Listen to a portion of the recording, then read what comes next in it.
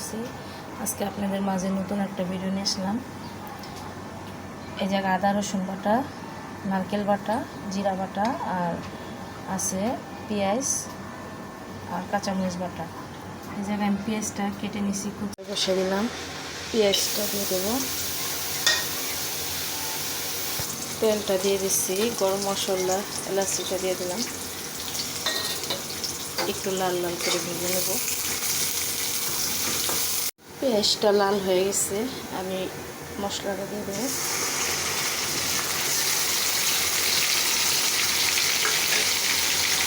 একটু সামান্য পানি দেব।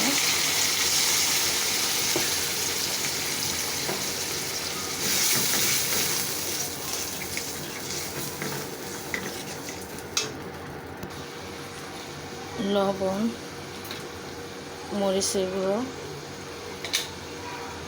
ধনিয়ার ফাঁকি, হলুদ গুঁড়ো,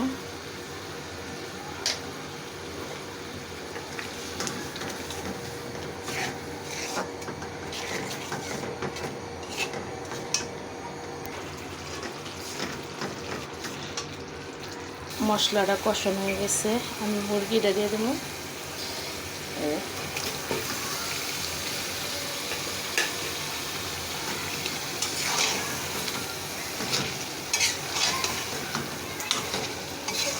মশলাটা যত কষানো হবে তত জিনিসগুলি রান্নাটা ভালো লাগবে।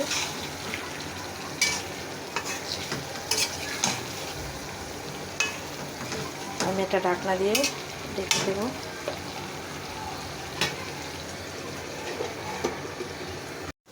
মুরগিটা কষানো হয়ে গেছে, পানিটা দিয়ে দেবো।